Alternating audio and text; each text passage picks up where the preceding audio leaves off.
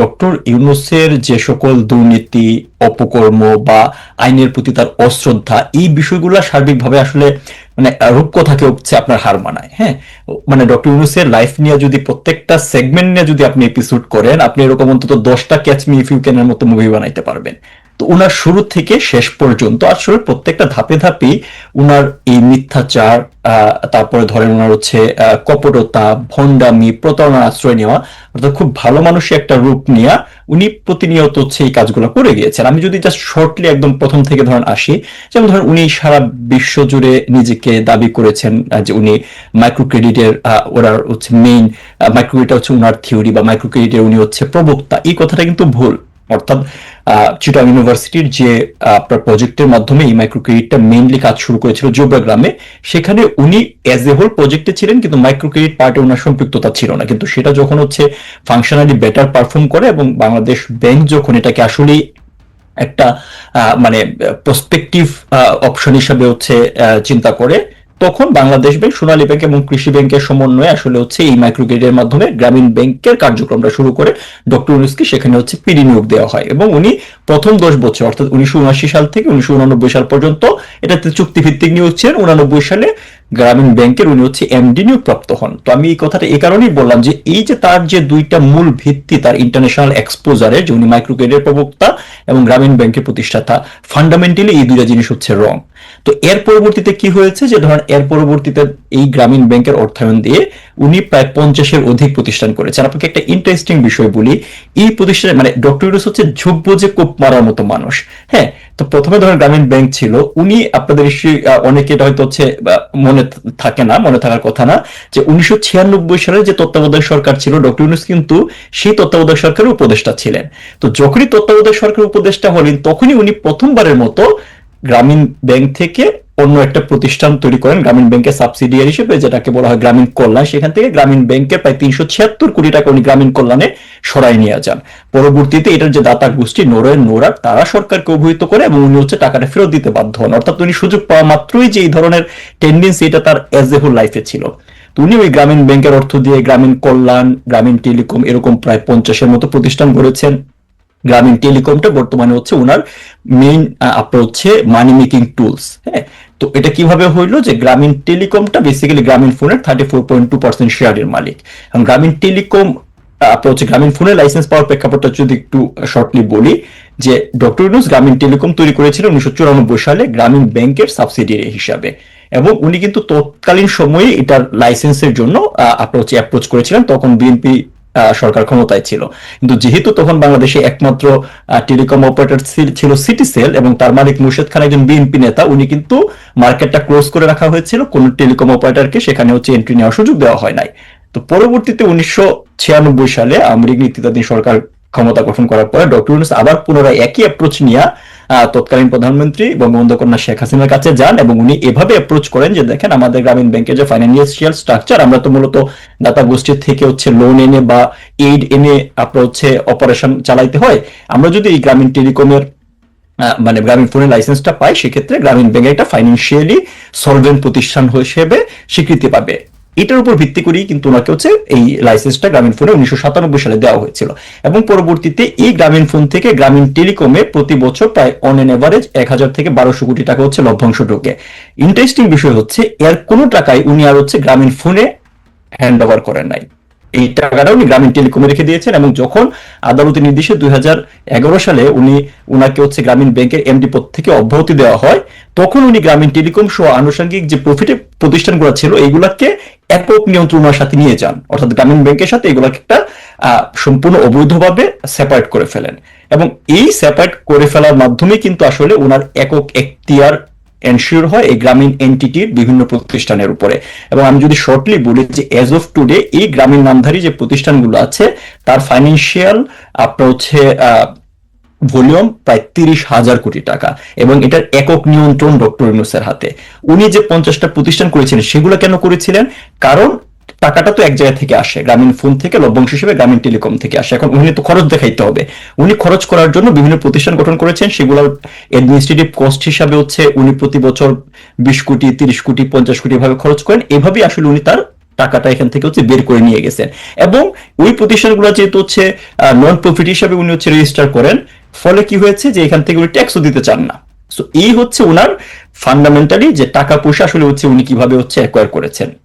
এখন যদি আসি আমি হচ্ছে মামলাগুলোর ব্যাপার, যে স্পেসিফিক যে বিষয়গুলো, এবং এটা নিয়ে কিন্তু হচ্ছে ধরুন 2011 সালে বাংলাদেশ ব্যাংক থেকে একটা কমিটি গঠন করা হয়েছিল, বাংলাদেশে এমিকাস কিউরি প্রথম সারির হচ্ছে আইনজীবীদের নিয়ে, সেখানে ডক্টর ইউনূস নিজে তার বক্তব্য প্রদান করেছেন। সেই বাংলাদেশ ব্যাংক কিন্তু ক্লিয়ারলি ওই আপনার হচ্ছে প্রতিবেদনে বলেছে যে গ্রামীণ নামের যে এন্টিটি গুলো আছে এগুলো সম্পূর্ণ আসলে হচ্ছে গ্রামীণ ব্যাংকের এখতিয়ার, এটা গ্রামীণ ব্যাংকের হচ্ছে সাবসিডিয়ারি প্রতিষ্ঠান, সুতরাং এগুলোর উপরে গ্রামীণ ব্যাংকের আপনার অধিকার নিশ্চিত করা প্রয়োজন।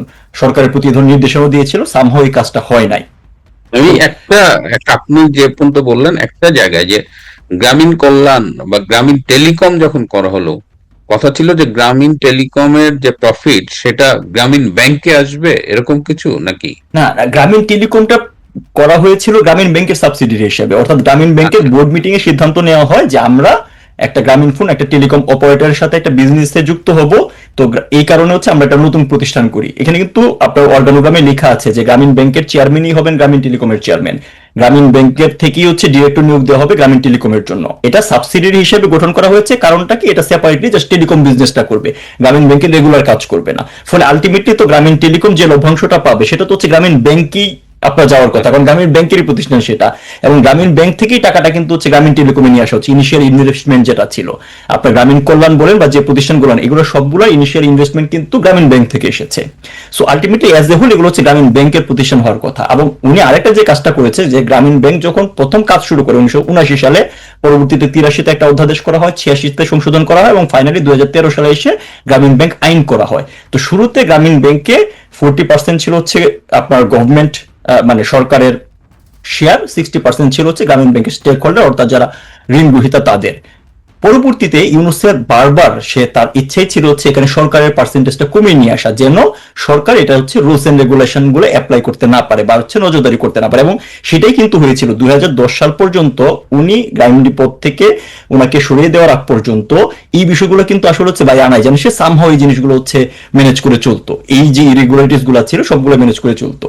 হ্যাঁ, তো এর পরবর্তীতে যখন হচ্ছে 2011 সালে বাংলাদেশ ব্যাংকের নির্দেশনাও কিন্তু সামহাও সরকার হচ্ছে এটা এক্সিকিউট করে নাই। ফলে কি হয়েছে যে তখন হচ্ছে তার এই বিষয়গুলো অবজেক্টিভলি আপনার হচ্ছে ডকুমেন্টারি ওয়েতে দেখার সুযোগ পাওয়া গেল। তখনই কিন্তু আসলে এই জিনিসগুলো সামনে আসে, এবং তখন হচ্ছে এই সংক্রান্ত হচ্ছে মামলাগুলো হচ্ছে জেনারেট করে। আমি যদি একটা মামলার কথা বলি, ডক্টর ইউনূসের যে ব্যক্তিগত ট্যাক্সের আপনার হচ্ছে মামলাটা ছিল, সেটা হচ্ছে যে 2011 সাল পর্যন্ত ওনার ব্যক্তিগত সম্পত্তির পরিমাণ ছিল প্রায় 100 কোটি টাকা। এটা পার্সোনাল সম্পত্তি, আমি গ্রামীণ টেলিকমের কথা বলছি না। তো তখন উনি দেখলো যে এই টাকার তো তাকে অনেক বেশি ট্যাক্স দিতে হয়, উনি করলো কি তার নিজের নামে তিনটা হচ্ছে আপনার ট্রাস্ট গঠন করলো। একটা হচ্ছে Yunus, doctor Yunus trust, doctor Yunus family trust, একটা হচ্ছে ইউনুস সেন্টার। দেখেন এই লোকটা কতটুকু নার্সিসিস্ট, মানে সকল কিছুতে তার ইউনুস রাখতেই হবে। করে কি করলো, ওনার এই টাকাগুলো হচ্ছে এই প্রতিষ্ঠানগুলোকে হচ্ছে দেখাইলো সে দান করেছে। আবার এই প্রতিষ্ঠানগুলোর অডিট ফাইলে এগুলো লেখা থাকলো হচ্ছে সে হচ্ছে ডক্টর ইউনুসের কাছ থেকে লোন করেছে। যেহেতু লোন, তাহলে এই প্রতিষ্ঠানগুলোর ট্যাক্স দিতে হয় না, আর ওনার ফাইলে দেখাচ্ছে উনি তো দান করে দিয়েছে, তাহলে ট্যাক্সটা দিবে কিভাবে? সো এটা হচ্ছে ধরেন হচ্ছে ওনার এই দুষ্টামি, মানে রাষ্ট্রযন্ত্র বা আইনের প্রতি তার একটা চরম শ্রদ্ধা। এখানে ধরেন যে ট্যাক্সটা ছিল 15 কোটি টাকা, এটা দেওয়া তার জন্য কোনো ব্যাপার না। যার প্রপার্টির পরিমাণ 100 কোটি টাকা, সেখানে 15 কোটি টাকা ট্যাক্স দিতেই আসে। কিন্তু এই 15 কোটি টাকা ট্যাক্সের জন্য মানে একদম নিয়মতান্ত্রিক উপায়ে তার ট্যাক্স ধার্য করা হয়েছে দানের উপর ভিত্তি করে। সে কোর্টে হচ্ছে রিট পিটিশন দায়ের করে, উনি নিজেই কিন্তু দায়ের করেছে যে আমি এই ট্যাক্স দিব না, এটা আমাকে অন্যায়ভাবে ধার্য করা হয়েছে। সেই মামলা 2012 সাল থেকে কার্যক্রম শুরু হইয়া মানে 2023 সালে এসে হচ্ছে আপনার উনি ফাইনালি সকল আইনি প্রক্রিয়া শেষ করে ট্যাক্স দিতে বাধ্য হন 15 কোটি টাকা। এখন এই আপনার কথাতে যে জিনিসটা বলেছিলেন যে ডক্টর ইউনুস সবসময় দাবি করেন প্রতিহিংসা পরায়ণ ভাবে তার এই মামলাগুলোকে দেখা হয়েছিল বা তাকে অ্যাড্রেস করা হয়েছিল। আপনি আমাকে বলেন তো, এই যদি প্রতিহিংসা পরায়ণ বা মানে প্রতিহিংসার কারণেই যদি হচ্ছে তার এই মামলাগুলা আপনার করা হইতো বা সেভাবে তাকে হচ্ছে ট্রিট করা হইতো, তাহলে এই পুরাটা সময় তো আওয়ামী লীগ সরকার ক্ষমতায় ছিল। একটা ট্যাক্স মামলা আদালতে 11 বছর কিভাবে চলে? একইভাবে তার অন্যান্য যে প্রতিষ্ঠানগুলো আছে সেই প্রতিষ্ঠানগুলোর প্রত্যেকটা ট্যাক্স মামলা কিন্তু যেটা বললাম যে 11 সালের আগে তো এই ফাইলগুলো সব তার হচ্ছে ক্লোজ কন্ট্রোলে ছিল। যখন উনি গ্রামীণ ব্যাংক থেকে হচ্ছে এমডি পদ থেকে উনি প্রত্যাহার উনি হন, তখনই এই জিনিসগুলো দেখার সুযোগ হয়েছিল। তখনই কিন্তু আসলে এই কেসগুলা বা এই আপনার হচ্ছে ফাইন্যান্সিয়াল ইরেগুলারিটিস গুলা সামনে আসে। তো এর পরবর্তীতে তৎকালীন সময়ে যে গ্রামীণ টেলিকম বলেন, গ্রামীণ কল্যাণ বলেন, এগুলারও ট্যাক্স যে ফ্রড ছিল বা যে ট্যাক্স দেওয়া হয়নি সেগুলো নিয়ে হচ্ছে ট্যাক্স কর্তৃপক্ষ ট্যাক্স ধার্য করে। উনি একদম স্ট্রেট ফরওয়ার্ড যে কোনো বিষয় আসলে উনি হচ্ছে কোর্টের রুল জারি করে এগুলোকে বছরের পর বছর ধরে হচ্ছে পেন্ডিং করে রাখে। তো এরকম ভাবে আমি যদি আপনি শর্টলি বলি যে 2023 সাল থেকে 2023 সাল পর্যন্ত 24 সাল পর্যন্ত, মানে উনি 5 আগস্ট ক্ষমতা দখল করলেন, তার আগ পর্যন্ত প্রায় 238 কোটি টাকা তার বিভিন্ন প্রতিষ্ঠান থেকে এই আইনি লড়াইয়ের মাধ্যমে, যেটা প্রায় ধরুন কোনটা 5 বছর, কোনটা 7 বছর, কোনটা 10 বছর, 12 বছর পর্যন্ত আইনি লড়াইয়ের মাধ্যমে কিন্তু রাষ্ট্র আদায় করেছে। আর বাকি ছিল হচ্ছে যে 666 কোটি টাকা, যেটা খুব আলোচিত গ্রামীণ কল্যাণে, যেটা উনি ক্ষমতায় বসে হচ্ছে বাতিল করলেন। এটার ডিসিশন মানে চূড়ান্ত রায় কিন্তু আদালতে দিয়েছিল 1 আগস্ট 2024-এ। তো উনি আইসে কিন্তু এটা বাতিল করলেন। এরকম ভাবে যে কেসগুলো পেন্ডিং আছে সেই কেসগুলো যদি হচ্ছে আইনিভাবে সেটেল করা হইতো, ডক্টর ইউনূস এবং তার নিয়ন্ত্রণাধীন প্রতিষ্ঠান থেকে রাষ্ট্র প্রায় 2000 কোটি টাকা হচ্ছে ট্যাক্স এখন পর্যন্ত বকে আছে। এবং এটাই শেষ না, এখানে সবগুলো প্রতিষ্ঠান দেখা হয় নাই, জাস্ট কিছু যেগুলো মেজর প্রতিষ্ঠানগুলা। তো এটা গেল ধরেন ট্যাক্স ফাঁকির ব্যাপার। এটা যদি কেউ জাস্ট একটু মানে আপনার সচেতন ভাবে চিন্তা করে তাহলে তারা বুঝতে পারবে যে এখানে প্রতিহিংসার কোনো বিষয় ছিল না। এখন উনার কথা হচ্ছে যে উনি নোবেল বিজয়ী, উনি ট্যাক্স দিবে না, উনি আইনের ফাঁক ফুকর দিয়ে এই জিনিসটা হচ্ছে পার মানে পার পেয়ে যাওয়ার চেষ্টা করতো। এই জিনিসটাই যখন আমরা অবজেক্টিভলি কাজ করে রাষ্ট্রের পক্ষে ট্যাক্স আপনার হচ্ছে আদায় করেছি, এখন আমরা হয়ে গেছি ধরেন ক্রিমিনাল ওনার কাছে। দ্যাট ইজ হচ্ছে বটম লাইন। এরপরে দেখেন আরেকটা তার মামলা ছিল হচ্ছে লেবার কোর্টে, যেটাতে তার 6 মাসের সাজা হয়েছিল এবং 5,000 টাকা জরিমানা হয়েছিল। এই মামলাটা করেছে হচ্ছে কলকারখানা এবং প্রতিষ্ঠান পরিদর্শন অধিদপ্তর। কেন করেছে? গ্রামীণ টেলিকমের কর্মচারীরা আবেদন করেছে তাদের কাছে, কারণ গ্রামীণ টেলিকমের কর্মচারীরা দীর্ঘদিন ধরে তাদের যে ন্যায্য লভ্যাংশ, ন্যায্য ছুটি বা আনুষঙ্গিক যে সুযোগ সুবিধা পাওয়ার কথা সেগুলো পাচ্ছিল না। তারা একাধিকবার কোর্টে গিয়েছে কিন্তু কোর্ট থেকে সমাধান পায় নাই। তখন তারা কলকারখানা এবং প্রতিষ্ঠান পরিদর্শন অধিদপ্তরে আবেদন করে। সেটা যাচাই বাছাই করার পর মামলা হয় 2021 সালে। সেই মামলা রায়ও হয়েছে 2023 সালে। কিন্তু শ্রম আদালতের মামলাগুলা 1 বছরের ভিতরে সেটেল করার একটা মানে বাধ্যবাধকতা আছে লেবার ল অনুসারে, যে আপনার এটা আর্লিয়েস্ট টাইমে। সেটাও উনি আদালতে তার যে আইনজীবী ছিলেন তিনি ধরেন হচ্ছে খুব সম্ভবত প্রায় 17 বার হচ্ছে আপনার হিয়ারিং করেছে, 17 দিন।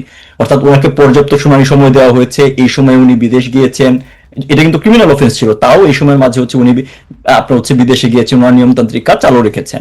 এবং যখন ওনাকে হচ্ছে এইটার কারণে, কারণ দেখেন অভিযোগগুলো কি ছিল, উনি তার কোনো প্রতিষ্ঠানে কর্মচারীদের স্থায়ী করে না। কেন স্থায়ী করে না? কারণ স্থায়ী করলে তো হচ্ছে লভ্যাংশ দিতে হবে, স্থায়ী করলে হচ্ছে আপনার প্রভিডেন্ট ফান্ড গঠন করতে হবে, স্থায়ী করলে তাকে হচ্ছে আপনার ছুটি নগদায়ন করতে হবে। এই বিষয়গুলো উনি দিবে না। দেখেন কতটুকু মানে আপনার মানে কুটিল চিন্তার মানুষ, যে একটা প্রতিষ্ঠানে আমি হচ্ছে জাস্ট টেম্পোরারি ভিত্তিতে লোক রাখবো, তাইলে হচ্ছে আমাকে তাদের লভ্যাংশ দেওয়া লাগবে না, জাস্ট এই কারণে। অথচ এই প্রতিষ্ঠানটা 1000 কোটি টাকা আর্ন করে, সেখান থেকে তাদের এমপ্লয়ীদের ন্যায্য লভ্যাংশ প্রতি বছর দিয়ে গেলে তার এটা গায়ে লাগার কথা না, কিন্তু উনি দিবে না। কারণ কি? উনি নোবেল বিজয়ী। সো এটাতে তার রায় হয়েছিল এবং তাকে কিন্তু জেলে যাইতে হয় নাই। যেদিন রায় হয়েছিল ওই কোর্টই তাকে হচ্ছে আপনার 5,000 টাকা আপনার হচ্ছে জামানতের বিনিময়ে তাকে কিন্তু হচ্ছে জামিন দিয়ে দেয়। আর আরেকটা মামলা ছিল হচ্ছে আপনার দুদকের যে মামলাটা, সেটা হচ্ছে এই যে লভ্যাংশ দিচ্ছিল না, যখন এই বিষয়গুলা লেবার কোর্ট এবং হচ্ছে আদালত অবজেক্টিভলি দেখা শুরু করলো, তখন উনি কি করলেন, এই গ্রামীণ টেলিকমের আপনার হচ্ছে শ্রমিক নেতা এবং গ্রামীণ টেলিকমের এমপ্লয়ীদের আপনার আইনজীবীদের প্রভাবিত করে তাদেরকে 25 কোটি টাকা ঘুষ প্রদান করে উনি মামলাটা out of the court settle করলেন। এবং এটার যে চেকের কপি সহ যে শ্রমিক নেতাদের 3 কোটি করে 9 কোটি টাকা দিয়েছেন এবং বাকি 16 কোটি টাকা হচ্ছে 2 এমপ্লয়িকে মানে আইনজীবীকে দেওয়া হয়েছে, সেগুলোর প্রমাণ সহই কিন্তু হচ্ছে মামলা হয়েছে। একদম স্পেসিফিক অভিযোগ যে আপনি এই ঘুষ প্রদান করে অনৈতিকভাবে একটা আদালতে চলমান একটা কেসকে out of the court settle করেছেন।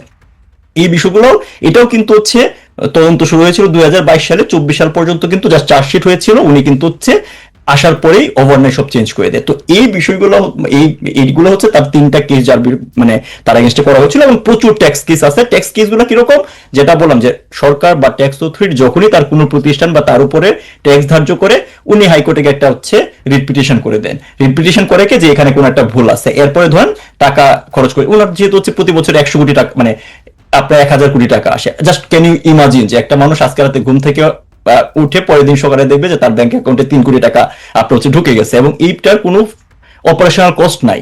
গ্রামীণ টেলিকমে এখন কোনো এমপ্লয়ি নাই, এটা জাস্ট সরাসরি তার অ্যাকাউন্টে হিট করে।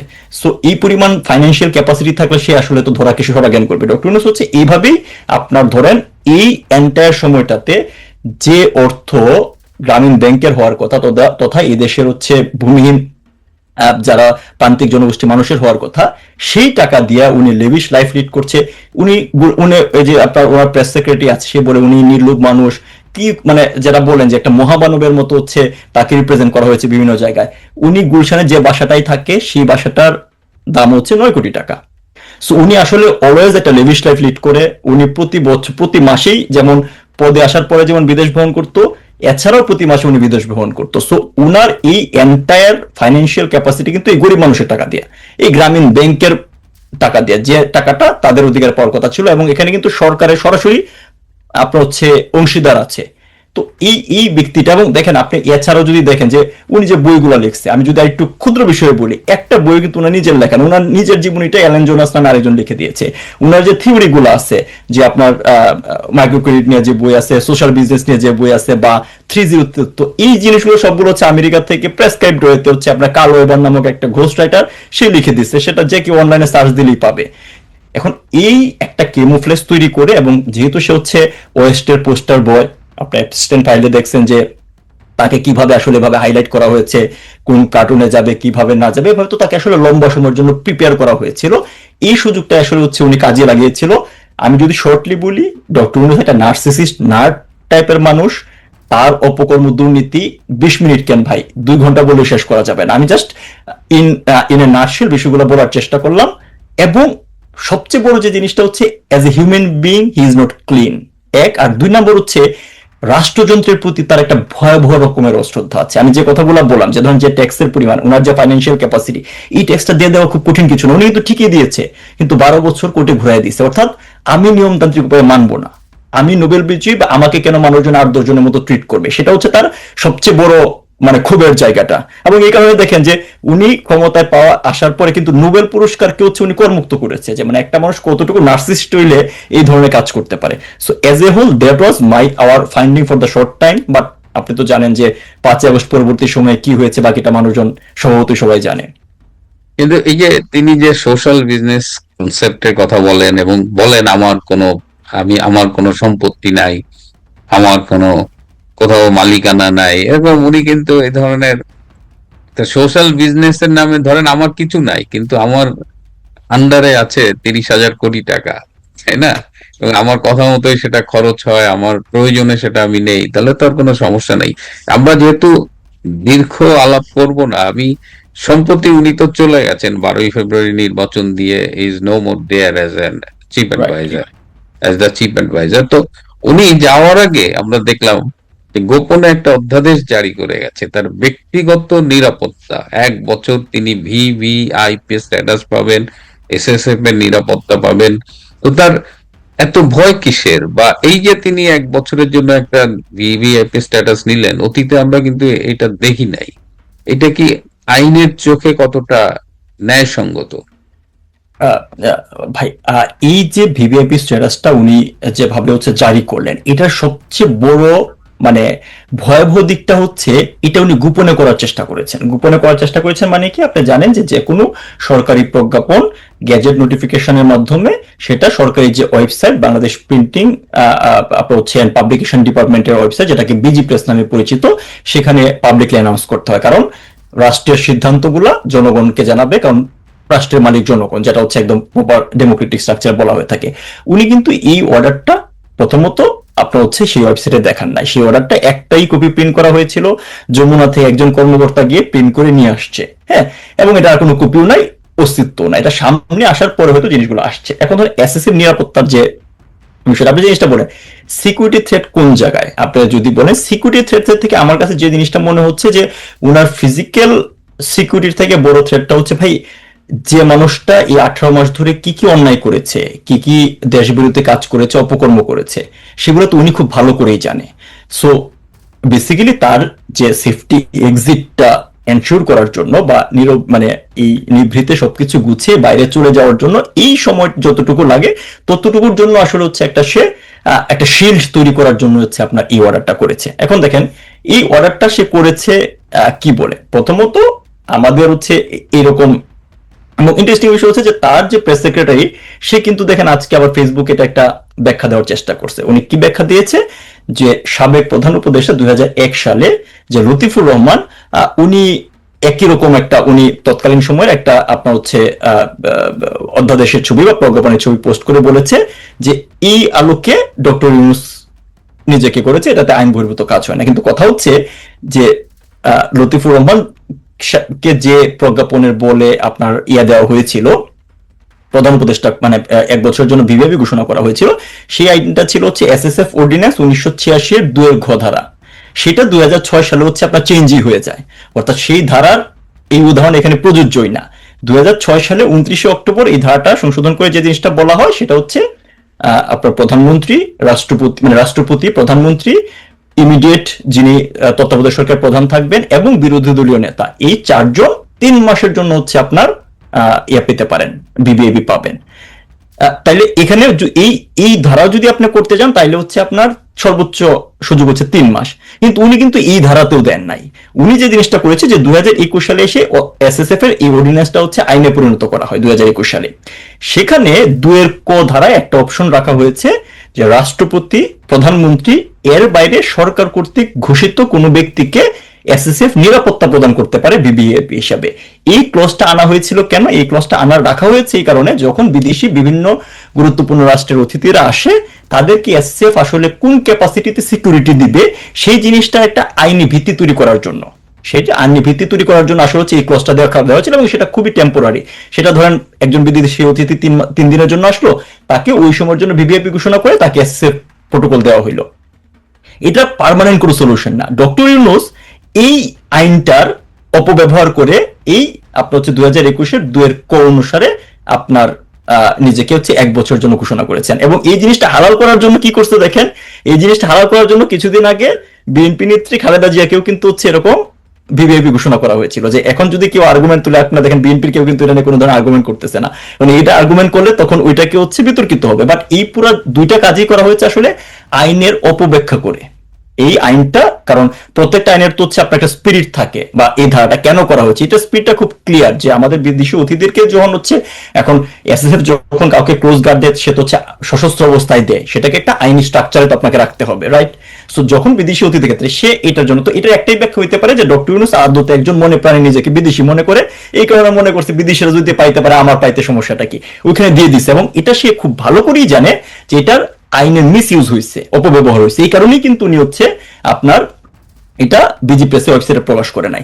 এখন আমার আশঙ্কাটা ভাই অন্য জায়গায়। আমার আশঙ্কাটা হচ্ছে এই জায়গাতে দেখেন, প্রধান উপদেষ্টার কার্যালয়, যেটা আসলে হচ্ছে প্রধানমন্ত্রী কার্যালয় হয়ে থাকে, প্রধানমন্ত্রীর কার্যালয়ের অধীনে কিন্তু বাংলাদেশের বেশ কয়েকটা হচ্ছে গুরুত্বপূর্ণ দপ্তর আছে। আমি যদি সংক্ষেপে বলি যে বাংলাদেশের অর্থনৈতিক আপনার হচ্ছে অঞ্চল কর্তৃপক্ষ, বাংলাদেশ রপ্তানি প্রক্রিয়াকরণ অঞ্চল, বাংলাদেশ বিনিয়োগ উন্নয়ন বোর্ড, তারপর হচ্ছে আপনার এনজিও বিষয়ক ব্যুরো, তারপর এসএসএফ, প্রাইভেট পার্টনারশিপ কর্তৃপক্ষ, এই দপ্তরগুলো হচ্ছে এইটার আন্ডারে। আপনি খেয়াল করে দেখবেন ডক্টর ইউনূস তার একদম ক্লোজ লোকগুলোকে এখানে বসাইছে। আশিককে সে এখানে বসায়া বিডার চেয়ারম্যান করেছে, বেজার চেয়ারম্যান করেছে এবং প্রতিবন্ধী মর্যাদা দিয়েছে। আরেক হিটম্যান লুৎফি সিদ্দিকীকে তাকে পররাষ্ট্র বিষয়ক দূত করলেও আলটিমেটলি তাকেও আমরা দেখেছি হচ্ছে business related, public private partnership related অনেক কথা বলতে, অনেক সিম্পোজিয়াম করতে।